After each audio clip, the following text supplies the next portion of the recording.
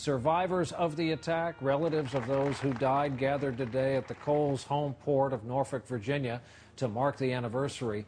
For many of those gathered there today, there are feelings of anger and bitterness over how the incident was handled and how many of those responsible were allowed to get away. Our report tonight from NBC News investigative correspondent Michael Isikoff. October 12, 2000. The USS Cole attacked while refueling in the port of Aden, Yemen. A small boat pulls alongside. Explosives detonate, ripping a 60 by 40 foot hole in the hull. 17 U.S. sailors killed, 39 injured. A direct attack on the U.S. by al-Qaeda. Kirk Lippold, the Cole's commander then, saw the bodies trapped in the wreckage. This is an act of war. John and Gloria Clodfelter lost their son, Kenneth, in the attack. Kenneth was on the opposite side of that bulkhead where they had detonated, and that's why he was just slaughtered so bad. After the attack, President Clinton vowed the U.S. would hold the terrorists accountable. You will not find a safe harbor. We will find you, and justice will prevail. 10 years later, that promise has gone largely unfulfilled. The U.S. did not strike back at al-Qaeda for the Cole.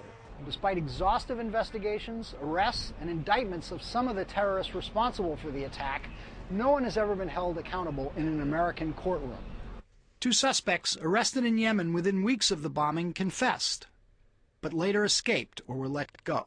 The alleged mastermind, Abd al-Rahim al-Nashri, captured by the CIA in 2002, waterboarded, and shipped to Guantanamo, has never been prosecuted due to political deadlock over how to try accused terrorists. The Clodfelters and other Cole families are frustrated.